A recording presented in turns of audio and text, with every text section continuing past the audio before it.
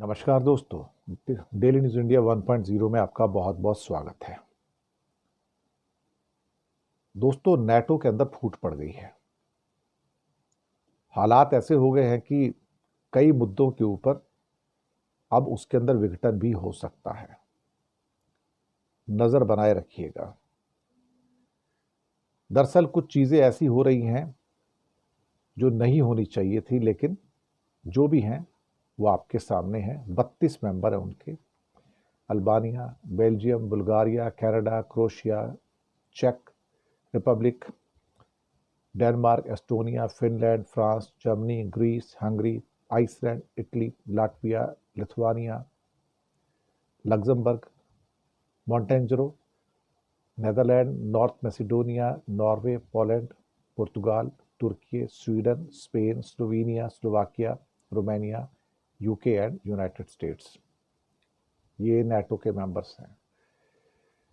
विघटन और दरार क्यों पड़ रही है?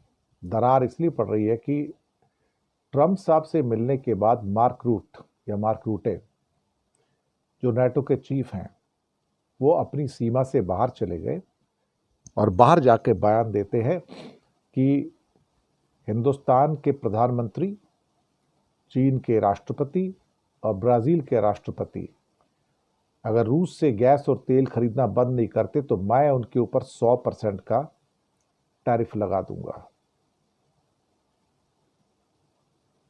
सवाल ये पैदा होता है, क्या नाटो के देशों के बिहाफ के ऊपर वो धमकी दे सकते थे क्या? और इनमें से अधिकतर देश तो ईयू के मेंबर भी हैं, यूरोपियन यूनियन के। तो साहब, सवाल यहां पर ये पैदा होता है कि क्या ईयू के देश या ये जो नाटो के देश हैं, ये भारत से रिश्ता तोड़ के भारत के ऊपर 100% टैरिफ का सैंक्शन लगा सकते हैं क्या? क्या उनमें हिम्मत है? या चीन के ऊपर सैंक्शन लगा सकते हैं क्या 100% की? या फिर वो ब्राजील पे 100% की सैंक्शंस लगा सकते हैं और पूरा बार कर सकते हैं, उनको खत्म कर सकते हैं? अभी हिंदुस्तान ने रिसेंटली ब्रिटेन के साथ फ्री ट्रेड एग्रीमेंट किया है। क्या ब्रिटेन उसको तोड़ना चाहेगा? क्या नाटो के चीफ मार्क रूट ने ब्रिटेन से बातचीत की थी कि इस किस्म की धमकी दोगे तो इंडिया के ऊपर सैंक्शन लगा दी जाएंगी और इंडिया को वर्ल्ड ट्रेड में आइसोलेट कर दिया जाएगा? क्या ब्रिटेन वो सारा का सारा, क्या कहते हैं, कि धंधा छोड़ना चाहेगा इंडिया के साथ?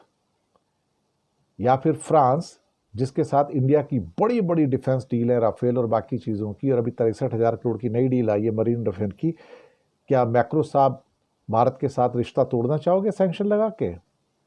या जर्मनी, जिनकी सारी गाड़ियां और बाकी चीज़ें इंडिया में बिकती हैं, क्या उसको तोड़ना चाहेंगे? या फिर इटली के साथ जो हमारा व्यापार है, कनाडा के साथ हमारा व्यापार है, क्या वो तोड़ना चाहेंगे इसको?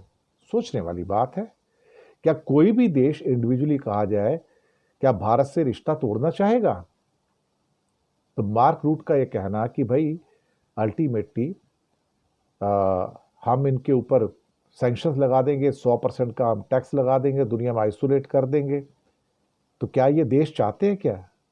तो उन देश के प्रधानमंत्रियों को इनके, या फिर उनके सो कॉल्ड, जिसे क्या कहते हैं, कि जो राष्ट्रपति हैं, वो सामने आए और कहें हाँ, हम भारत को और चाइना को बैन करना चाहते हैं, सैंक्शन करना चाहते हैं, जरा करके देखें फिर।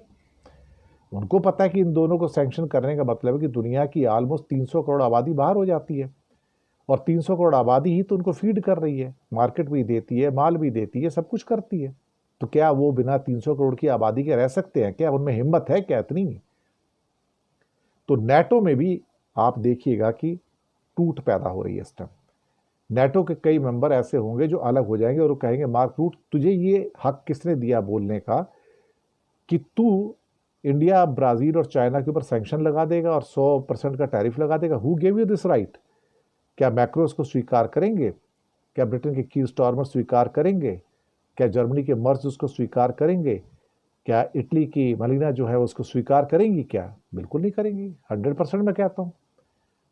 एक्चुअली नेटो के ही टूटने की बारी आ रही है, और नेटो के अंदर जो दरारें पड़ेंगी, नेटो के ही टुकड़े होंगे। और ये टुकड़े होने का एक सबब रशिया भी है कि कुछ नेटो कंट्री जबरदस्ती करके अटैक करना चाहते हैं रशिया के ऊपर, और बाकी देश राजी नहीं है। वो नहीं चाहते कि रशिया के साथ किसी भी किस्म का और ज़्यादा, क्या कहते हैं, कि जंग की जाए।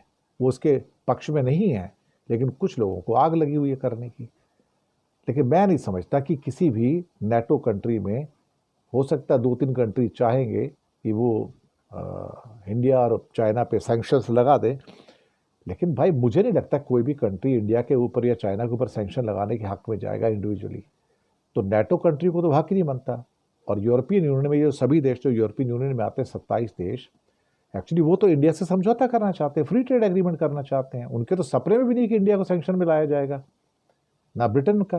ब्रिटेन ईयू में नहीं है, तो क्या वो सैंक्शन लगाना चाहेंगे इंडिया के ऊपर? क्या क्या ब्रिटेन सोचता है कि अभी तो फ्री ट्रेड एग्रीमेंट किया उसने?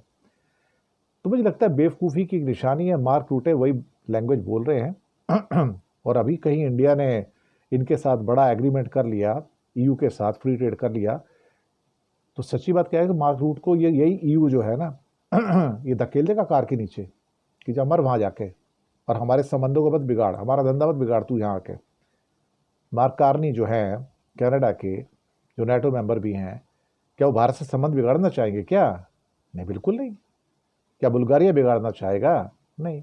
क्या डेनमार्क बिगाड़ना चाहेगा क्या? नहीं, कोई भी नहीं बिगाड़ना चाहेगा, एक भी कंट्री नहीं बिगाड़ना चाहेगा। चाहे स्पेन हो, चाहे पोलैंड हो, चाहे पुर्तगाल हो, नहीं, कोई भी नहीं बिगाड़ना चाहेगा। कोई इंडिया से क्यों अलग रहना चाहेगा? धंधा पानी मिलता है ना भैया, बिजनेस कर हो रहा है ना तुम्हारा। तो मार्क रूटे को क्या ज़्यादा पागलपन सवार हो गया और कुछ नहीं है। ऐसे पागल आदमी का थोड़ा सा इलाज करना बहुत ज़रूरी है। उन्हें मेंटल हॉस्पिटल में जाना चाहिए और अपना इलाज कराना चाहिए, बस यही कहना है। शुक्रिया आपका।